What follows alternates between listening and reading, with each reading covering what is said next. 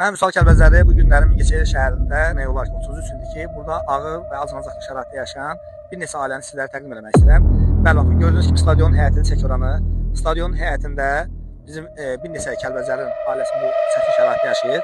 Gördüyünüz kimi ağır şəraitdə ilə yaşayırlar. Özləri üçün şərait düzəldibdilər. Yəni burada stadionda 33 ildir ki, burada yaşayırlar. Bu ailələri yəni çətin şəraitini sizlərə təqdim etmək istəyirəm. Hörmətli bizim izləyicilərimiz və aidiyyəti olan orqanlardan xahiş edirik ki, inşallah bu ailələrə dəstək olunsun. Bəli, sizə göstərim, hər biri çox çətin şəraitdə və çətin durumda yaşayırlar. Bax, göründüyü kimi, görürsünüz taxtadan özləri üçün otaqlar düzəldibdilər. Belədir, salam. Salam aleyküm. Salam aleyküm, gəl bakalım çəkilənə. İcazə olar? Bax, görürsünüz. Çətin şəraitdə özləri üçün otaqlar düzəldiblər.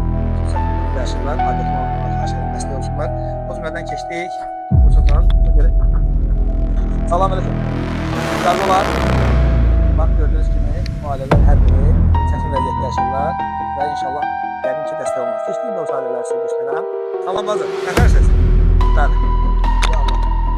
Görürsünüz, çətin vəziyyətdə bu ailələr burada yaşayırlar.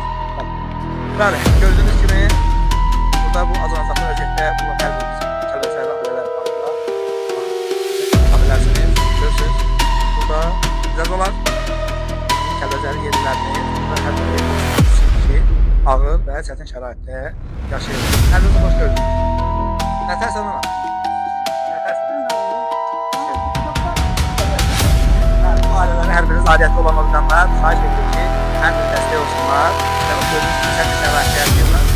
Bəli, çətin şəraitdə yaşayırlar. İnşallah inanır ki, bu ailələrin hər biri inşallah gözəl evlə təmin olunacaqlar. Keçirik ikinci mərhələyə. Bu ailənin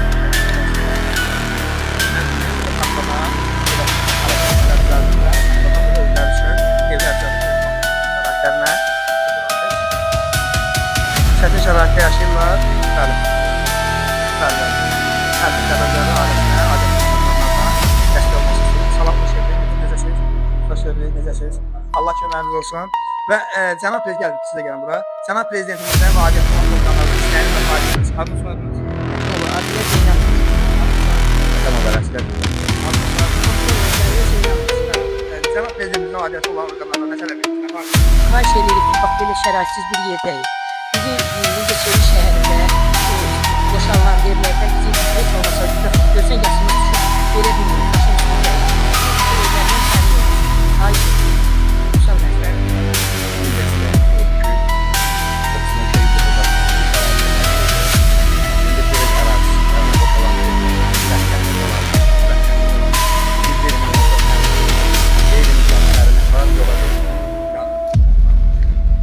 Xahiş edirik ki, bizə də buradan pis şəraitdə yaşayırıq. Bizim də uşaqlarımız özümüz pis vəziyyətdə, Mingəçevirdə boşalan yerlərdən, bu biri alınan yerlərdə biz yaşayırıq. Biz də inanırıq ki, aidiyyəti olan orqanlar inşallah bu ailələrə dəstək olacaqlar. Şəhərində stadionda 33 il çətin şəraitdə yaşayan ailələri sizlərə təqdim elədim. Təşəkkür edirəm.